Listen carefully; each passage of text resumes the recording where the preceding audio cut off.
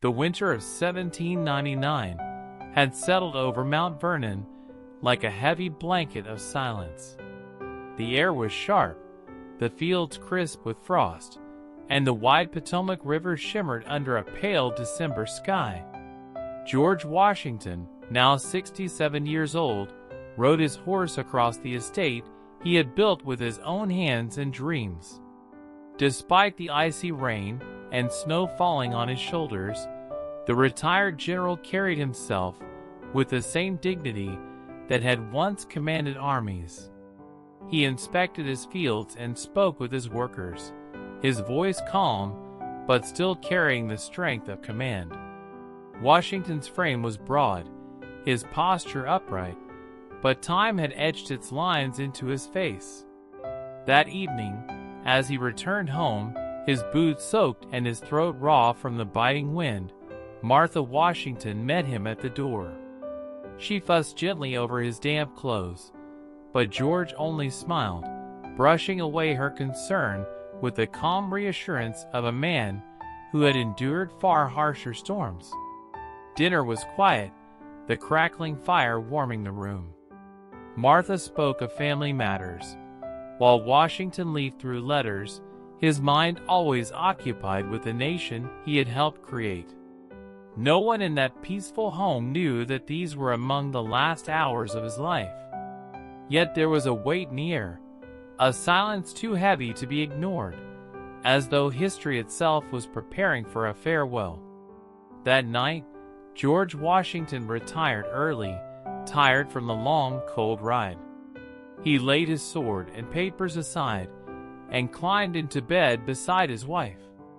Outside, snow fell softly across Mount Vernon.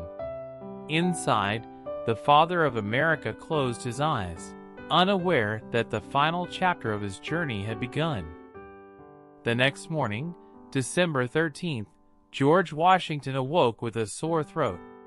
At first, it seemed trivial, the sort of discomfort a soldier would brush aside. He had endured battlefields drenched in blood, winters of hunger, and years of political storms. What was a mere cold to a man like him? Yet as the hours passed, the pain deepened.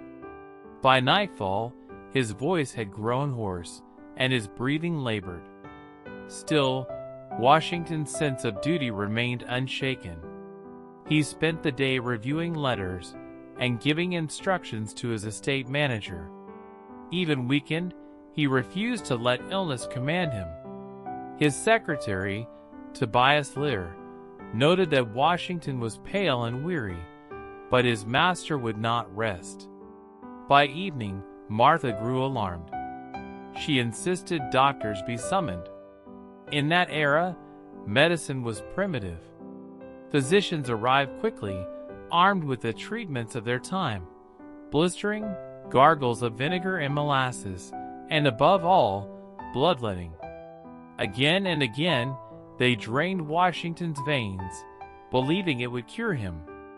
Instead, it only weakened the old general further. Despite the pain, Washington remained composed. "Doctor," he whispered at one point, "I am not afraid to die. I believe from the first attack I should not survive it." His words struck Martha's heart, but she saw in her husband the same resolve he had shown when marching into war. All through the night, the illness tightened its grip. His breathing grew ragged, his throat swelled shut, and yet he never cried out. He faced suffering with the stoicism of a soldier. The father of his country, who had stood unyielding against armies, now battled silently against his own failing body. As December 14th dawned, the sickness showed no mercy. Washington's throat was raw, his body weak from repeated bloodletting, and every breath was a struggle. Yet, what astonished those around him was not his suffering, but his composure. Martha Washington sat faithfully by his bedside. Tobias Lear recorded every word, every gesture, knowing these moments were history unfolding. Washington's doctors worked desperately, but he knew their efforts were in vain. His eyes, once sharp with command, now softened with acceptance. He spoke with calm clarity, giving instructions to Lear about his papers and estate.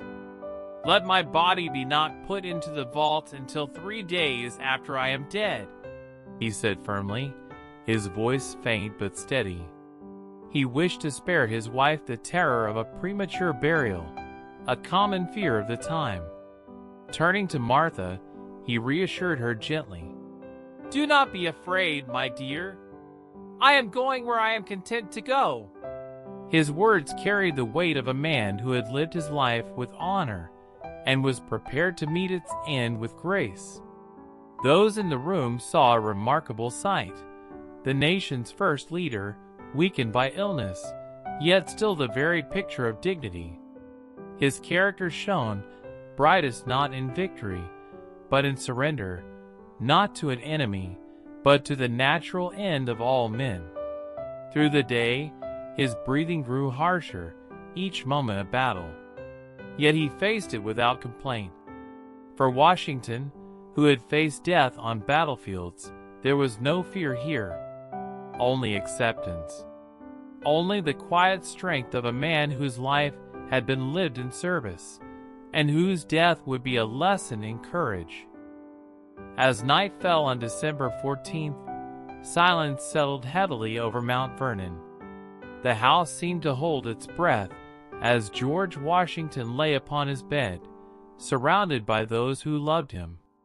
The fire flickered weakly in the hearth, shadows dancing across the walls. Washington's strength had faded, but his mind remained clear. He looked at Tobias Lear, his trusted secretary, and spoke his last instructions. Then, in a whisper, he uttered words that would echo through history. "'Tis well." With that simple phrase, America's first leader accepted the end of his journey. The room fell still. Martha, her face pale with sorrow, sat quietly at his side. She did not cry out. She held her grief with the same dignity her husband had carried to his final breath. Lear bowed his head, silently recording in his memory every detail of this solemn moment. At 10 o'clock that night, George Washington drew his last breath. The great general who had led a revolution, the first president who had built a nation, passed not on a battlefield, but in the quiet of his beloved home. There were no cannons, no armies, no cheering crowds, only the gentle hush of a winter night. It was a farewell not only from life, but from the nation he had fathered. In that silence, the United States lost more than a man. It lost its guiding star. And yet, in his calm acceptance, Washington left a final lesson, that true greatness lies not only in how one lives, but also in how one departs. News of Washington's death spread like a cold wind across the young republic. Writers carried the word from Virginia to distant cities, and with each retelling, the nation sank deeper into grief. Church bells tolled mournfully, their echoes rolling through towns and villages. In Philadelphia, Boston, and New York, citizens wore black armbands and gathered for solemn services. The United States was still young, barely a generation old, but the people already knew that a pillar of their identity had fallen. Newspapers called him the father of his country.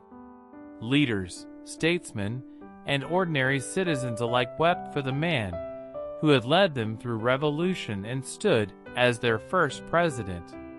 Martha Washington, now a widow, retreated into quiet mourning at Mount Vernon. She closed the chamber where her husband had died, unable to bear the sight. The home they had built together became a shrine to his memory. Eulogies poured forth. Henry Lee, a Revolutionary War general, spoke words that became immortal. "First in war, first in peace, and first in the hearts of his countrymen." Those words captured what the nation felt. George Washington was more than a president. He was the embodiment of their freedom, their unity, their hope. As winter deepened, America moved forward, but with a new weight upon its heart. Washington's death was not the end of his story. It was the beginning of his legend. His farewell was not only to his family, but to an entire people who would forever carry his name. And so, on that cold December night, the father of America's first farewell became his greatest gift, the reminder that even as leaders pass, their spirit can guide generations yet unborn.